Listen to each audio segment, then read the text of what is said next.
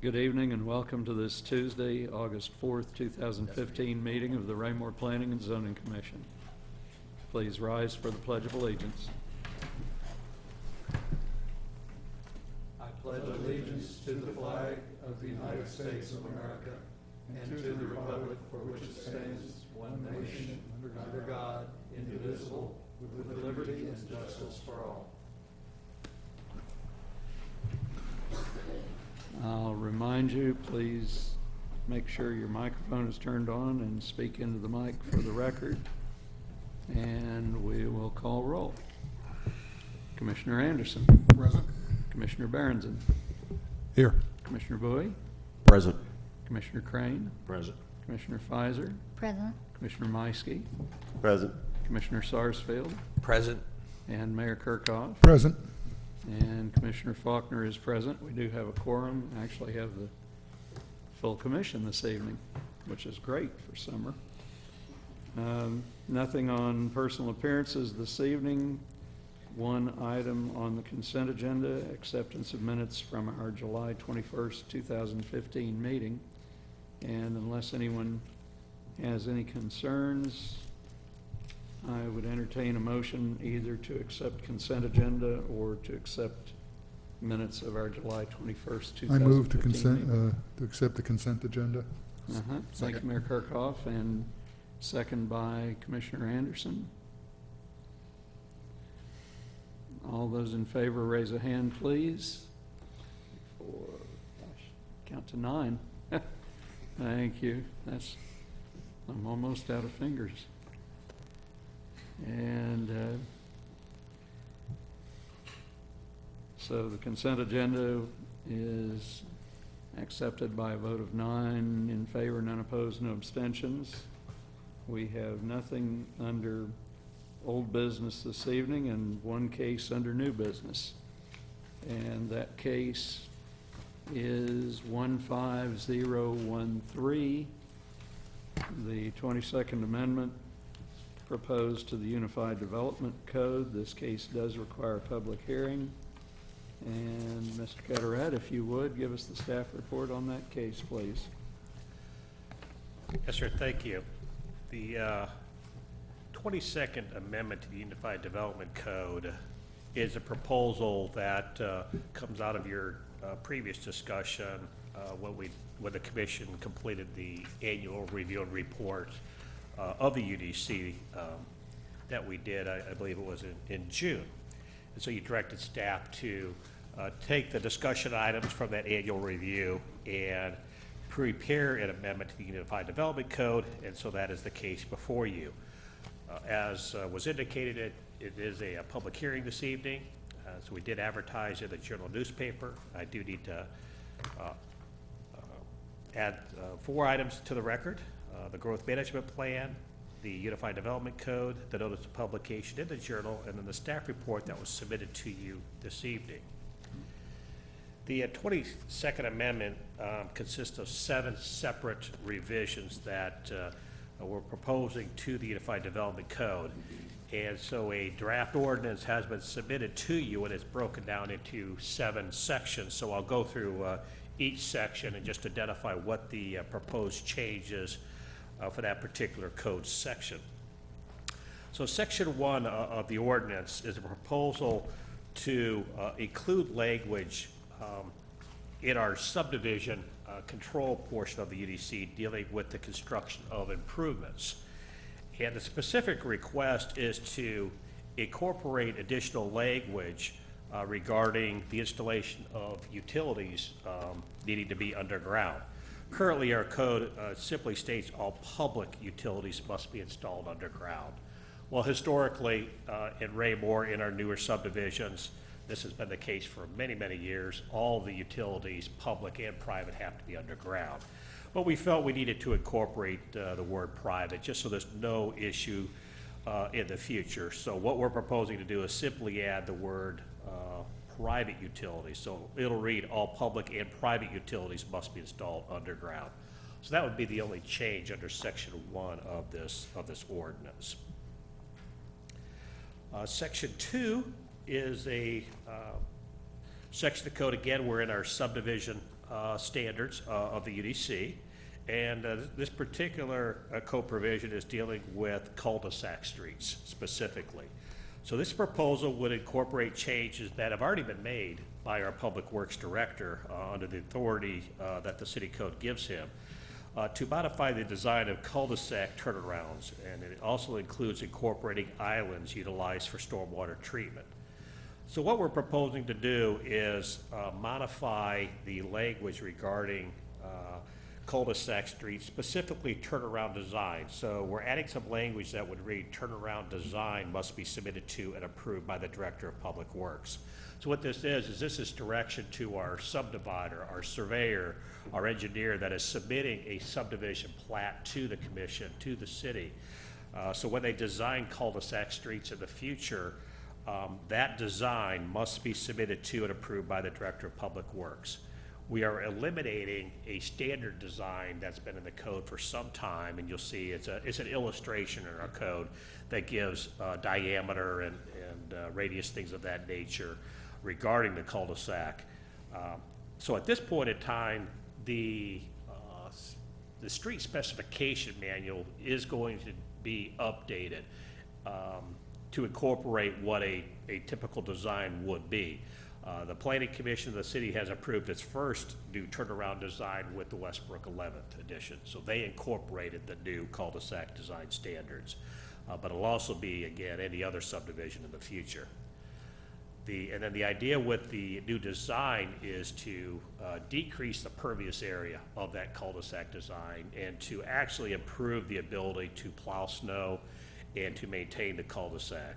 So the new design, in essence, is a teardrop with an island in the middle, and not necessarily a raised island with curbing and nice landscaping. The idea, in most instances, will be that island would be also utilized for stormwater capture and even treatment in the island.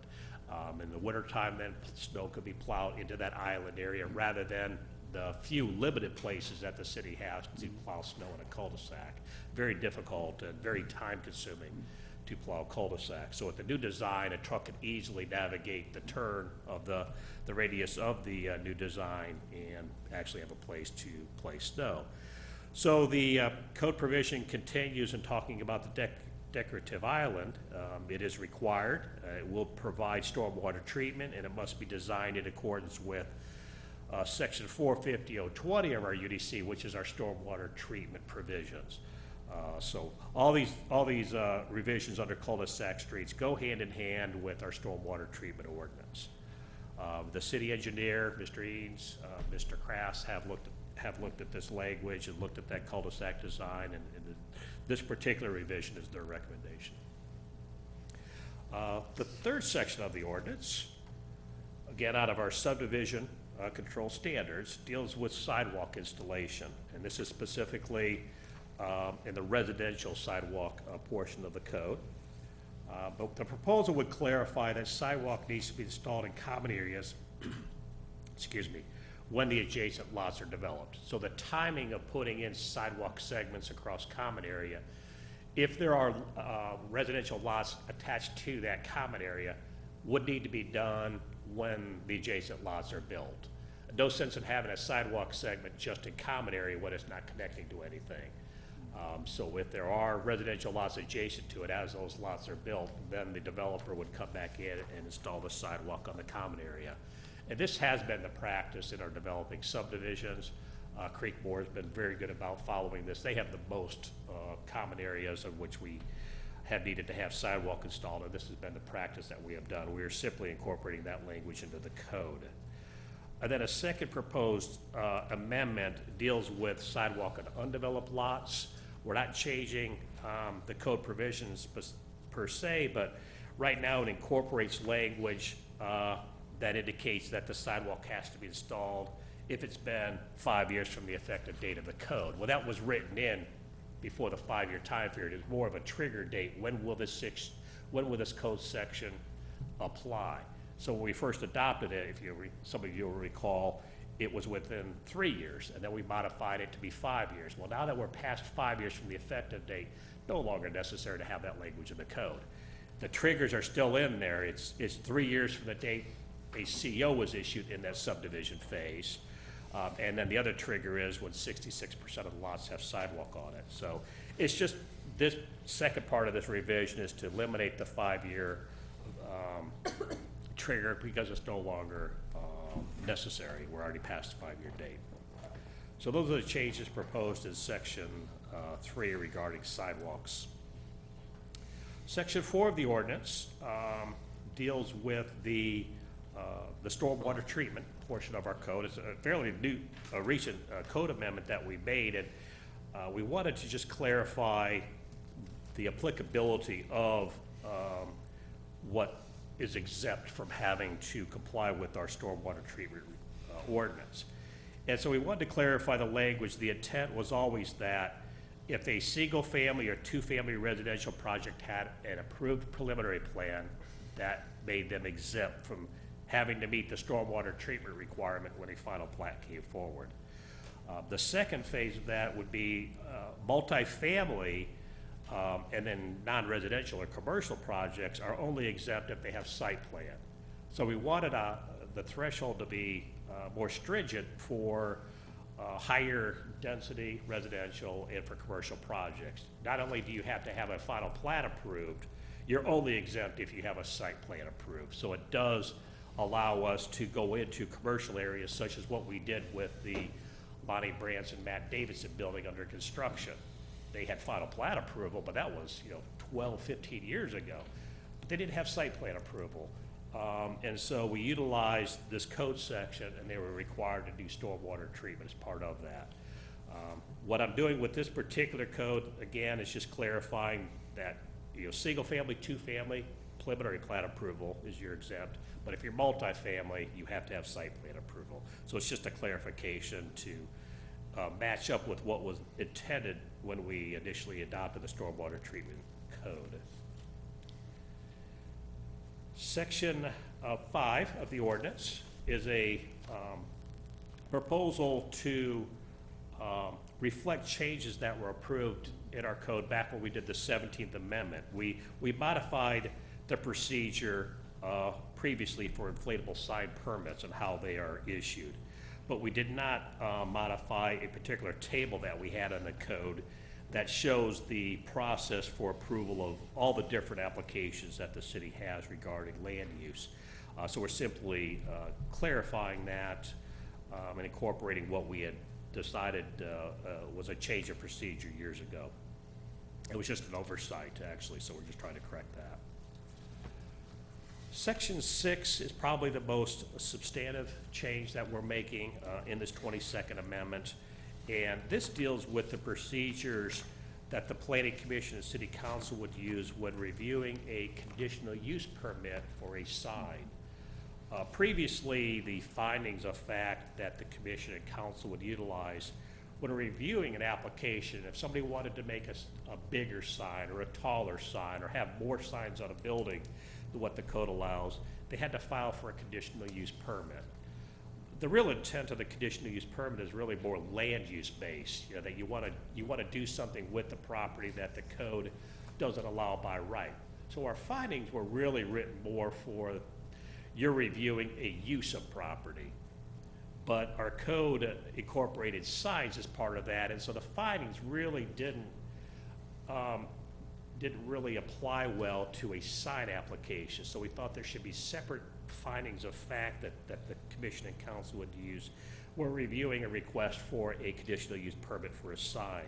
So we proposed 6 specific findings for that type of application. It gets more to specifics of what's being asked for. It gets more towards allowing the Commission and Council maybe to look at the topography, the slope of a property, things that might be unique to a property that would necessitate a modification of the sign code. Maybe the slope of the property in relation to how vehicles approach the property is such that the sign does need to be taller to be seen. Maybe it's over the crown of a hill, and so the sign does need to be a little bit taller so vehicles can see it at a proper distance. Things of that nature, so the findings ask the questions for you to think about, okay, is this request a reasonable request? So that was the intent of this specific code amendment, and it really came out of our discussion the last time we had a CUP for a sign with Golden Corral. And I think some of us did struggle with trying to take those findings of fact and match up with what Golden Corral was asking for in their request. So, you know, we listened to some of the comments that were made by the commission and council, and we drafted these proposed findings for your consideration. And then the section 7 of the ordinance, the last segment of the ordinance, proposed change, is simply to define the term private utility and public utility.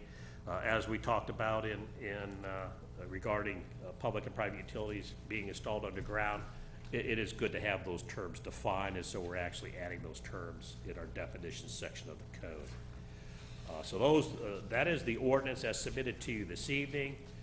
I did submit findings of fact regarding the text amendment that's before you. And staff does recommend that the commission accept those findings and forward this case, the 22nd Amendment to the EDC, to the City Council with a recommendation of approval. That would conclude staff report.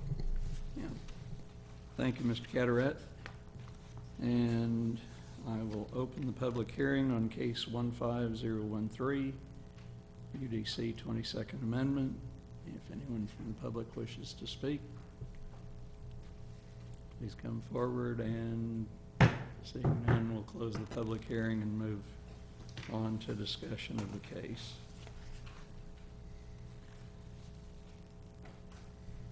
Mr. Chair. Commissioner Anderson. Mr. Carteret, just got a quick clarification on section 2, change subsection, I guess it's B, regarding the design must be submitted to and approved by the Director of Public Works. Can you just kind of give me some background on that again? I may have missed it. Why the change?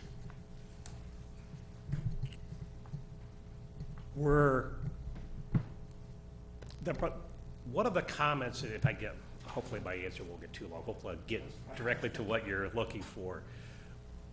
When the city was, in essence, directed by EPA to look at our stormwater treatment, stormwater control provisions that we have for the code, to address some issues that the city had in our code and how we were handling projects. One of the things they wanted us to do was to reduce impervious surface areas. And one of the things we're trying to do through our streets is look at ways to reduce our impervious areas in the street. So we're looking at islands in the street, you know, modifying some of our decorative islands into more functional islands to be able to treat stormwater. What we're proposing with this code change is a directive for new cul-de-sacs and, you know, to be designed in a certain way. The Director of Public Works has talked to City Council about a program to modify a lot of our existing cul-de-sacs and existing islands that you see within our streets. So I think I guess my question was, you know, I thought I heard you had said that we have a certain design language or requirements. Should that be detailed in here instead of, you know, open-ended, and it should be approved by the Public Works Director? Yeah, and I apologize. I was going to get to that. I know Okay, I was I'm taking sorry. a long way around it. All right. But again, being a bigger program, there are different designs that would need to apply. A uniform standard design, such as the drawing you see in your code book, one design, that's it, isn't really feasible anymore, because there may be some different designs that would work. There are certain minimum radiuses that we need for fire trucks, emergency vehicles, plows. We know that. But there could be slight modifications from one street to the next on the actual final design of that and how it would be laid out. So there's not a specific drawing we want to incorporate into the code.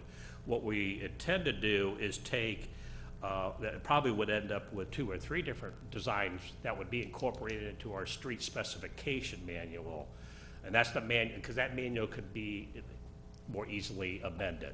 The Director of Public Works could amend that at any point in time.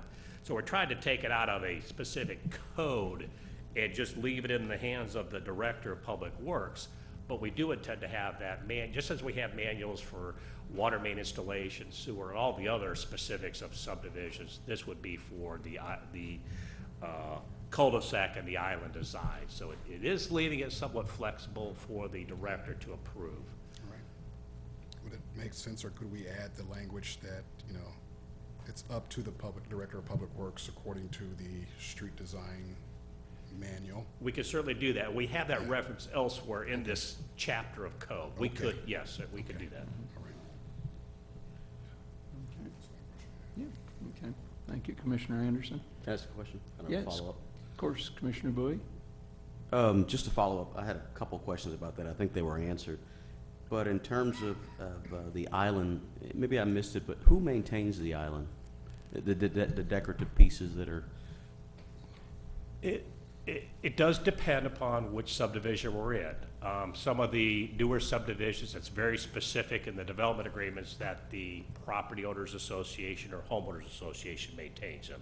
So some of your newer subdivisions would fall under that grouping, if you would. But some of our older subdivisions that are the same, there are no HOAs, but we have these islands in city right-of-way, so the city is looking at. And that's part of the whole reason for the discussion is we have some no-man land islands that aren't being maintained at all. And so we have delineated which ones the HOAs are maintaining in the city, which ones are not being consistently maintained, and those are the ones the city's going to have to take over. So as part of our program to modify, those would be the first ones we would go in and modify, the ones under our control. And then we would start working with some of the HOAs to maybe look at modifying some of the islands they maintain, to maybe reduce some of their maintenance cost. So it's hard to, we know what they are, but it's hard for me to quickly define which ones, but usually your newer subdivisions, you know, going from Silver Lake, one of our older subdivisions, but they maintain the islands and their streets, but certainly Creekmore and Stogate and a few others, those HOAs maintain those islands. okay. Thank you. Couple of quick ones. Well, one's quick. So, Mr. Carteret, on page 7 of the draft ordinance, the sign conditional use permits, number 5, in that top line, after the word location, I think that probably should be a comma. Height, comma, size, comma, location, should be a comma. Okay. Yeah, so we're on number 5, so it's whether the sign, comma, Yeah, due to yeah. height, size, Right. location. That one. That's a period? It's a Yep. period. I'm Not having a- trouble seeing that. Not, so. I'm sorry, not a big deal, but I Yeah. always like things to be Thank you for straight going pointing that on to out. city council. Now, same page, Mr. Zur, so in section 7, the definitions, I'm fine with public utilities, those subject to city acceptance. I just had a bit of a concern about private utilities, and I wonder when that definition talks about not subject to city acceptance, telephone lines, cable TV lines, fiber optic lines, other communication lines, and so forth. And I guess what I'm wanting to be sure is that someone with a dish in the yard isn't forced to bury their coax coming to the house. It's a matter of interpretation, but I don't know that the intent was to force something from an antenna point of service to the house or whatever, just within a yard. Or Mr. Carteret maybe clarify that that was the intent. I think you do. I think the intent is to have things buried at the end of the day, although you'd be subject to FCC control over things like antennas and other items like that would be Right. aerial antennas at the end of the day. So if FCC says, hey, we've got a trump to run it from a tower antenna array to the house, that's a Yeah. different story. I wasn't thinking of anything that elaborate. The couple of examples that I was just a little concerned about, one would be, for instance, an installation of solar panels that are primarily providing electrical power to the house, might actually sell back to the grid, but I could picture a situation, well, and I think maybe my bigger concern is when it's actually attached to the building. You've got solar panels on the roof, you've got power cable coming down the side of the building, or you've got a dish. What's the other? I forget. There's a couple of competitors out there, Dish and somebody else, DirecTV, and you've got an antenna, sometimes mounted on the house, sometimes mounted close to the house on a pole, but, you know, I'm pretty sure I've seen wires from those not buried. So I was kind of concerned that definition could be interpreted more strictly than we intended.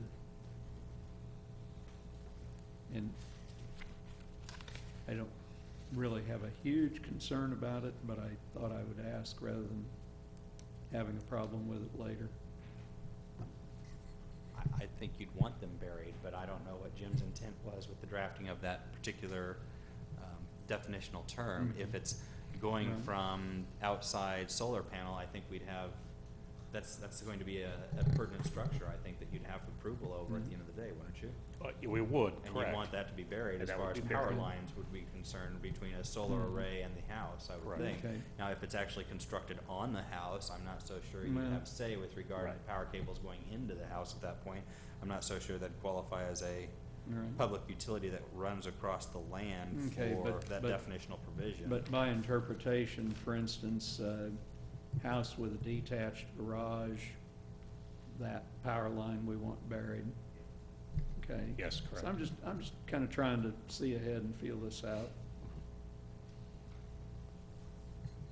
Mr. Zur, have you seen anything like this in any of the other city codes that your firm represents? I have not seen anything specific related to the private utilities or public utilities, although I know the main goal of most of the cities that we have worked with has been to obtain underground of their utility lines and trunks at the end of the day. So this would comply with their general goals that they Right. have expressed in the past. Well, I'm exaggerating, I'm sure, but I can picture the cartoon where you have two neighboring houses and the kids with the tin can phone, and of course, they're not gonna bury the string between the two houses, but I don't really think that would present a big problem either. Does it seem okay?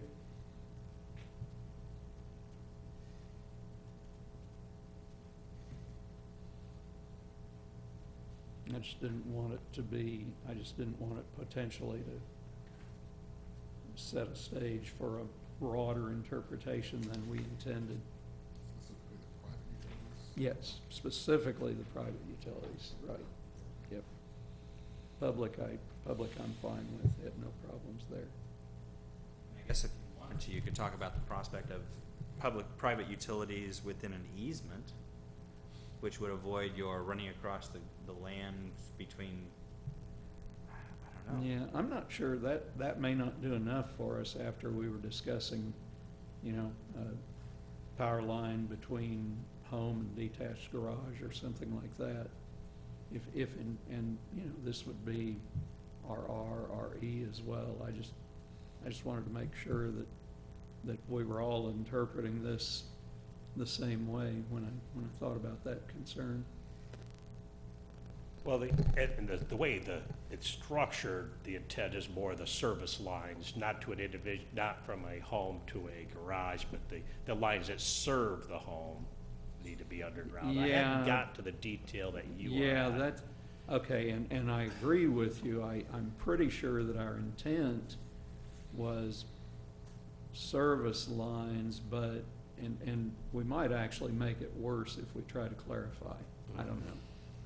I just Yeah. wanted to be sure, that we weren't laying a trap, you know, 3 community development directors down the road and come up with an interpretation of code that we didn't intend. Yeah. That was my only concern. The question hasn't come up before, such as somebody out in a rural estate, you know, acreage property wanting to extend power out to a barn, doing it overhead versus underground. I haven't come across that question.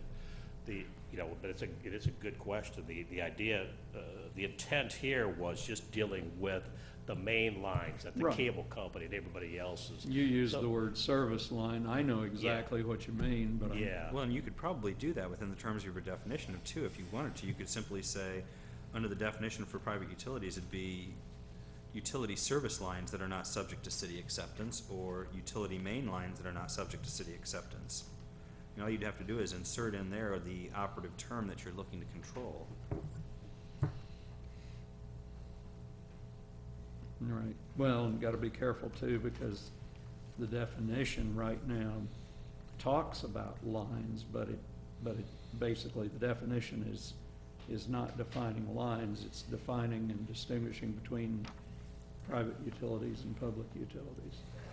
Well, it is important to have, for example, if we try to get too specific with this, we want the cable line that's in the easement that serves the neighborhood, Right.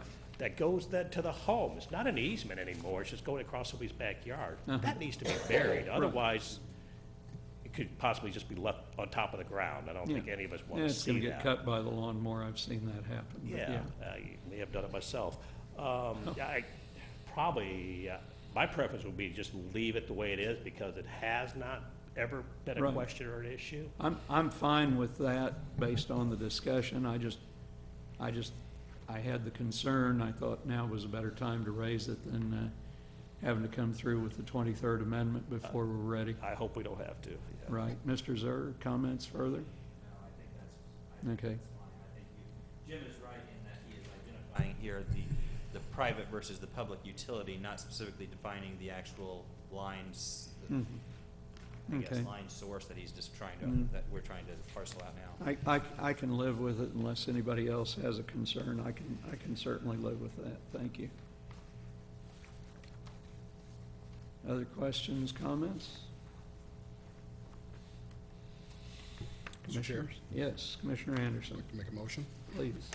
Move that we accept the staff proposed findings of fact in forward case 15013, 22nd Amendment to the Unified Development Code to the City Council with a recommendation of approval. Second. Motion by Commissioner Anderson, second by Mayor Kirkhoff, to accept staff proposed findings of fact in forward case 15013, 22nd Amendment to the UDC to City Council with a recommendation of approval. And is there any further discussion on the case? Yes. Do we want to add the clarification, Commissioner Anderson, under the cul-de-sac streets that you asked for? Oh. We could add after the Director of Public Works in accordance with the standard street specification manual, which is and we have that document referenced elsewhere in this chapter. That would be great, inclusive of that, if the mayor's Okay. okay with that. Okay, very good. Okay. So the motion is amended then to incorporate Motion that is language? amended to include additional wording clarifying clarifying city engineer's role and guidance on cul-de-sacs. Is that right? Okay. So the motion as restated by Commissioner Anderson, second by Mayor Kirkhoff. Is there any further discussion? Thank you, Mr. Cataract. Good catch. All those in favor of the motion as stated, raise a hand, please. And looks like all 9 in favor, none opposed, no abstentions. So thank you very much. And we will move ahead, Mr. Zer, to City Council report. Thank you, Chairman. I'm happy to provide the City Council report. As always, I would invite Mayor and Mr. Cataract to chime in if I get anything wrong here or if additional details are necessary.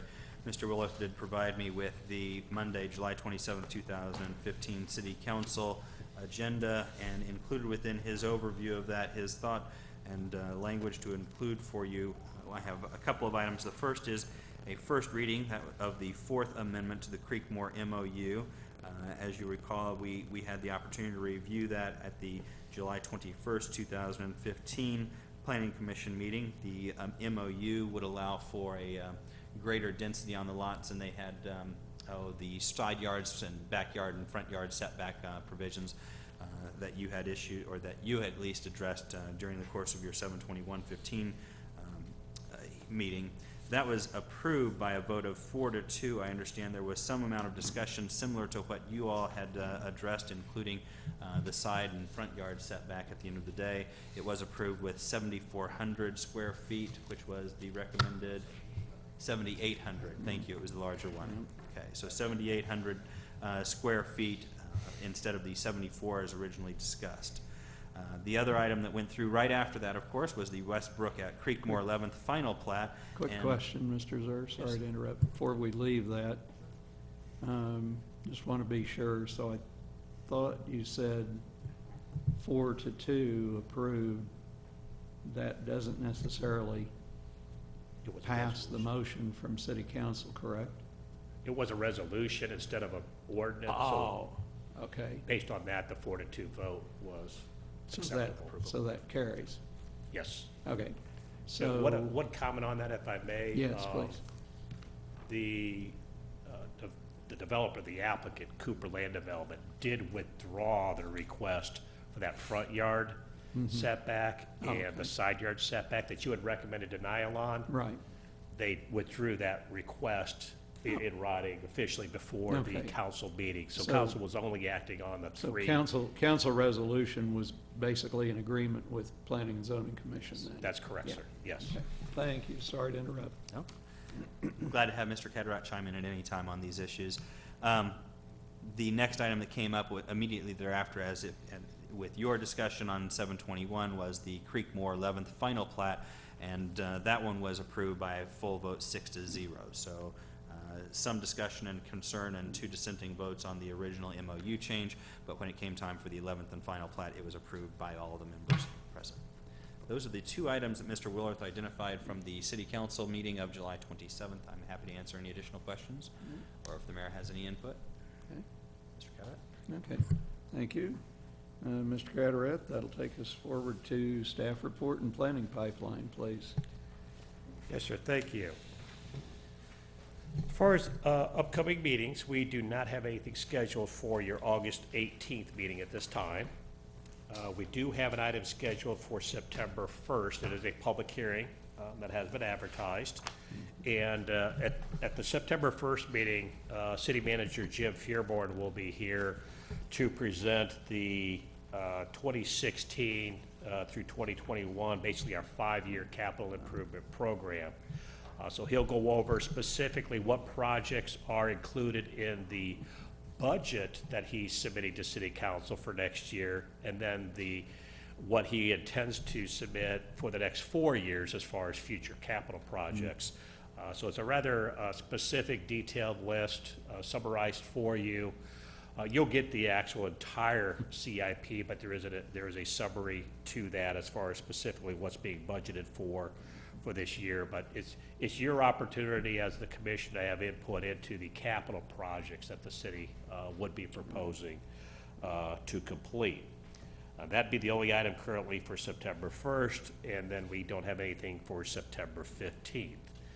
So I would ask, Mr. Chairman, at least at this time, to address the August 18th meeting, if you want to. I'd say unless commissioners have any other items for discussion, I'd say we should be able to cancel the August 18th meeting. Is that in agreement? No objections? Okay. Well, let's officially cancel August 18th, and at our September 1st, we'll decide about the September 15th meeting. Very good. Correct. Thank you, sir. Okay, thank you. And just to note, not specifically a planning commission project, but it is part of our UDC, and we talked about it briefly tonight, is our sidewalk and undeveloped lots program. And so our first year for our program was, we call it the 2014 program, because what occurred on January 1st of 2014, we mailed notices to those lots that met the threshold for requiring to have sidewalk installed on the undeveloped lot. And I believe there were 89 notices that went out initially in January of 2014. We had the public hearings in September of 2014 for those lots that had not installed sidewalk yet. So I believe we had somewhere in the 70s, I believe 75 public hearings. Then officially, those owners were given a deadline of April 1st, because the city, after the public hearing, we knew which sidewalks we were going to install sidewalk on, or which lots we were going to install sidewalk on. We had to go to bid to get a contractor. And so what we did with the bid was we did not authorize the contractor to install until April 1st.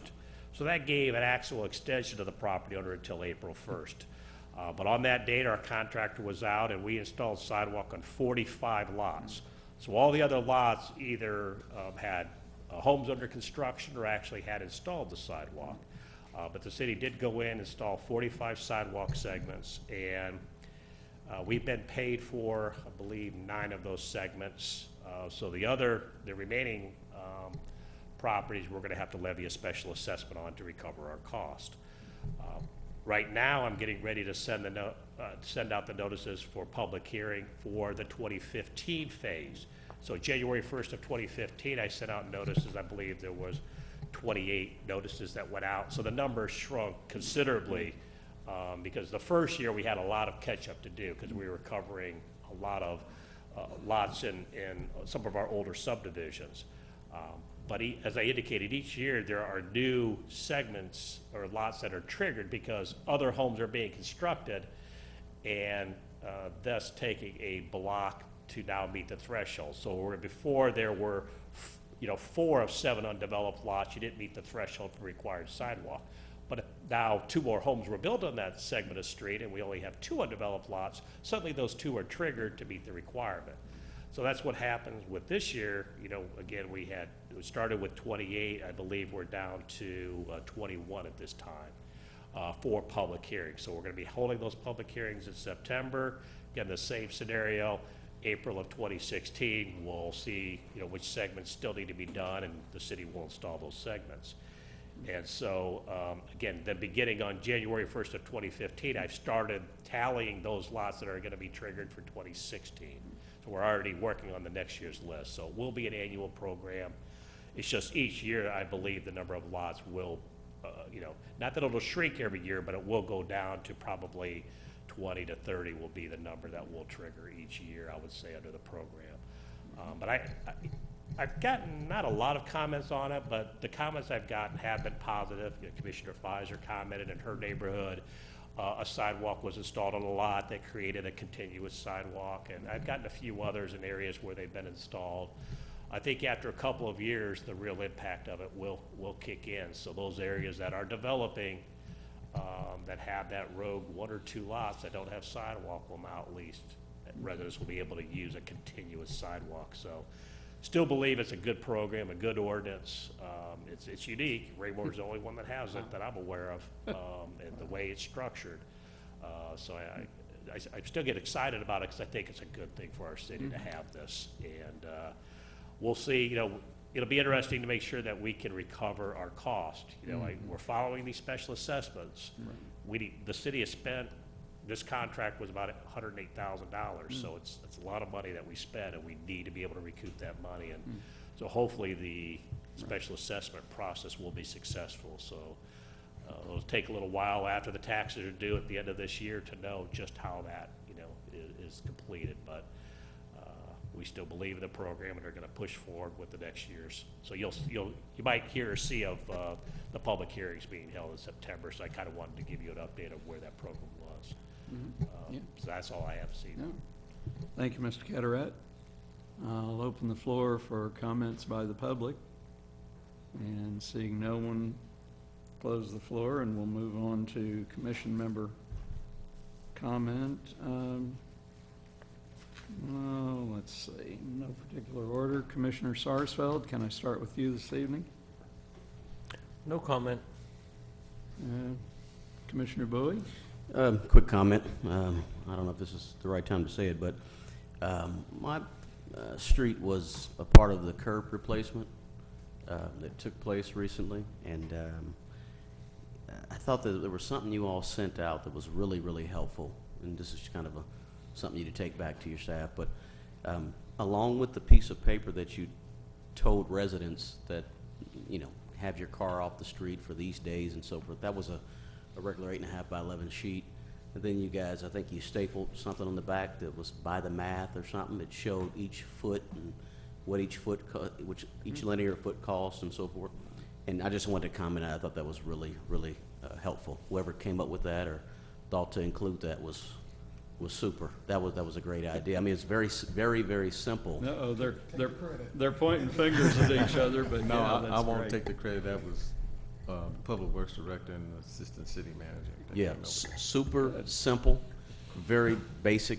Anybody could, you know, a third grader could understand the math, and it made sense to show us where the dollars were going. So I thought that was a great idea to do something like that, so people know where their money is going in terms of what the city is spending it on. I thought that was great, and I was pretty pleased with the contractor as well. I think they got in and out pretty quick.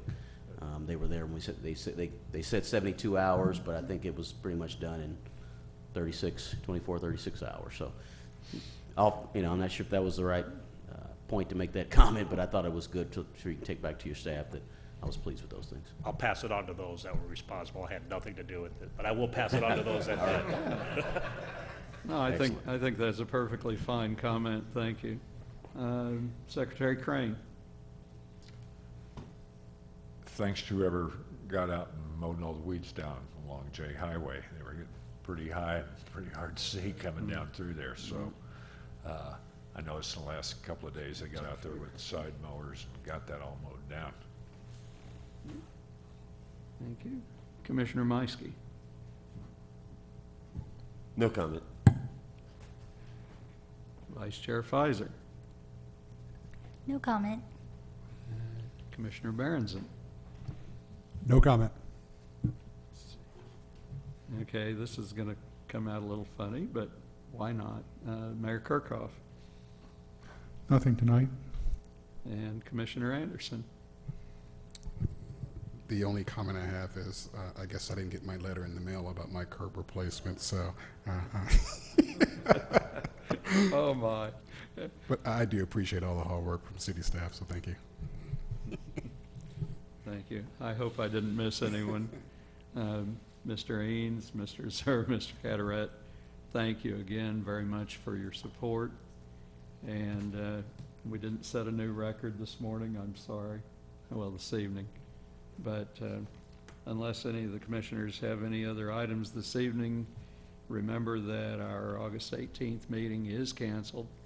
We will meet September 1st. I'm not sure when Labor Day occurs. I guess, is it following that September 1st meeting? Okay. Yeah. So anyway, but that'll be a Tuesday, so it won't be Labor Day. So we'll look forward to seeing you all then, and I would entertain a motion to adjourn. Commissioner Anderson? Second? Second. Okay, I'll take Mayor Kirkhoff because I heard him, but I think we're covered. All those in favor, raise a hand, please. And we are yeah. And we are adjourned, 9 in favor, none opposed, no abstentions. Thank you all. I didn't raise my hand. I thought we should stay longer. Why?